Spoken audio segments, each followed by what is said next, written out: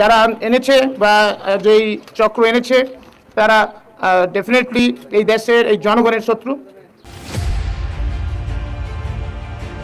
লুৎফুজ্জামান বাবর ভারত সরকারের কাছে একটা আতঙ্কের নাম।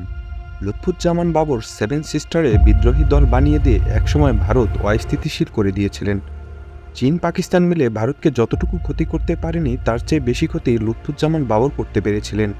2004 সালে তিনি 10 ট্রাক ভর্তি অস্ত্র, গোলাবারুদ এবং রকেট লঞ্চার নিয়ে ভারতে পাঠাতে চেয়েছিলেন।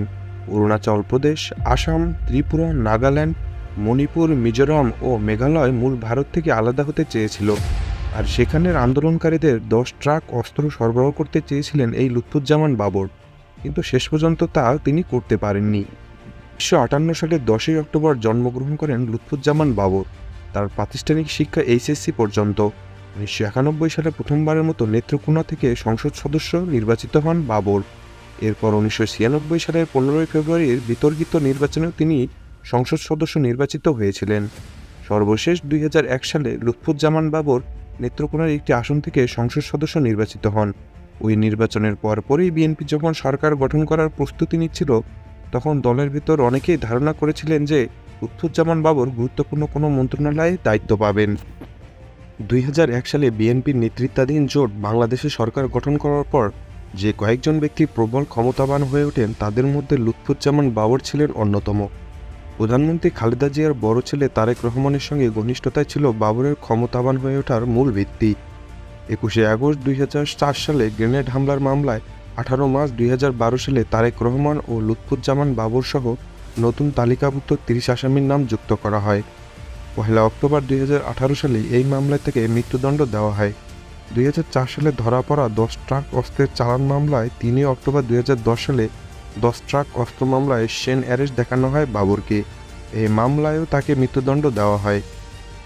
খালেদা জিয়ার নেতৃত্বে বিএনপি সরকার 2001 থেকে 2006 সালে ক্ষমতায় থাকার সময় যেসব ঘটনা ব্যাপক আলোড়ন ও সরকারের মধ্যে প্রবল অস্বস্তি তৈরি করেছিলেন, তার মধ্যে অন্যতম হচ্ছে 10 ট্রাক সমপরিমাণ অস্ত্র উদ্ধারের বিষয়টি। বাংলাদেশের ইতিহাসে সর্ববৃহৎ অস্ত্র ও গোলাবারুদের চালান আটক করা হয় 2004 সালের 1 এপ্রিল রাতে।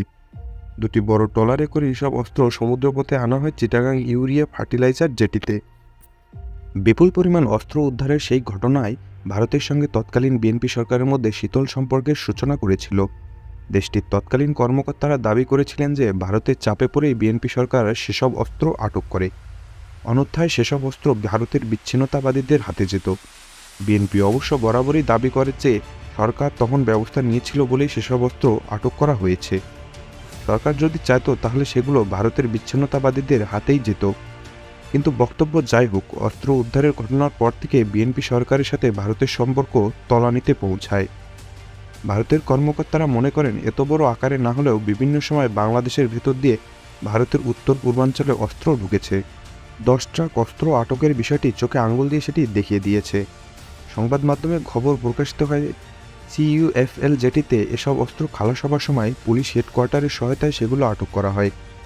উদ্ধার করা অগ্নেয়াস্ত্রের মধ্যে ছিল চীনের তৈরি AK-47 rifle, semi automatic rifle, rocket launcher, rocket shell, pistol, hand grenade, বিপুল পরিমাণ গুলি ও বিস্ফোরক দ্রব্য।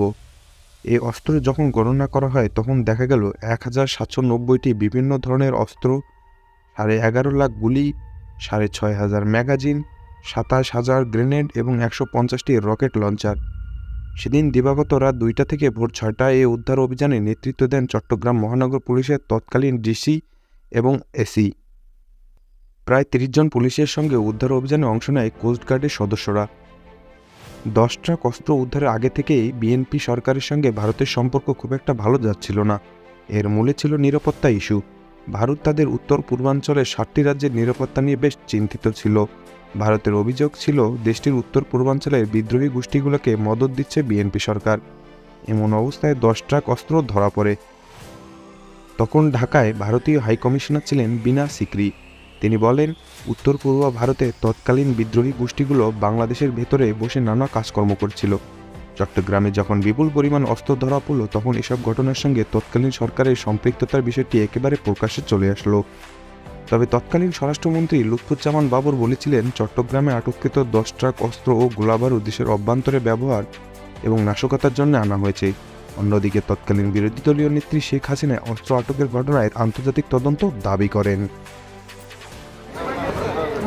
চট্টগ্রামের দামপাড়া পুলিশ লাইন মাঠে 2004 সালের 2 এপ্রিল দুপুরের পর যখন পুলিশ ও সেনা সদস্যরা অস্ত্রগুলো বের করছিলেন, তখন তারাই হতবাক হচ্ছিলেন।